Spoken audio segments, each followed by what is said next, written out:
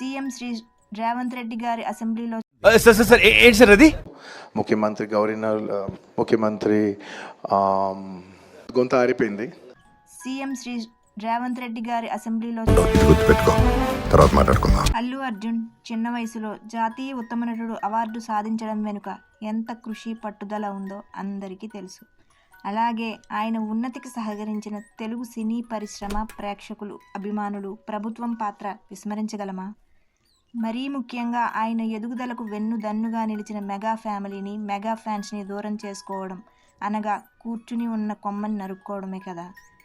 Pushpa release తొక్కిసలాట్లో రేవతి మరణం, Sritej hospital పాలవడం, అల్లు అర్జున్పై కేసు, అరెస్టు, బెయిల్ విడుదల తర్వాత జరిగిన పరిణామాలు చూస్తే సీఎం శ్రీ రేవంత్ రెడ్డి గారి అసెంబ్లీలో చర్చ, అల్లు అర్జున్ ప్రెస్ మీట్, అతని ఇంటిపై దాడి, సమస్య ఇలా రావణ కాష్టంలా తగలబడుతూనే ఉంది.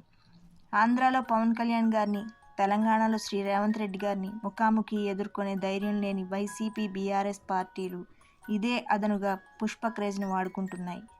కానీ అన్ని రాజకీయ పార్టీలు గుర్తుంచుకోవాల్సింది ఏంటంటే, విడిపోయిన రెండు తెలుగు రాష్ట్రాలను కలిపి ఉంచే వారధి తెలుగు సినీ పరిశ్రమ అని గమనించాలి. అలా కాకుండా మహాభారతంలో శిఖండిలా అల్లు అర్జున్ పుష్ప 2కి వచ్చిన హైప్ని వాడుకుంటూ అర్జున్ని ముందుంచి యుద్ధం చేయాలనుకుంటున్నాయి. ఈ కుటిల రాజకీయ వికృత క్రీడలో ఇరుక్కుని తగ్గేదేలే అంటే మునిగేది అల్లు అర్జున్ ఒక్కడే కాదు, ప్రపంచ స్థాయికి ఎదుగుతున్న తెలుగు సినీ పరిశ్రమ కూడా నిండా మునుగుతుంది.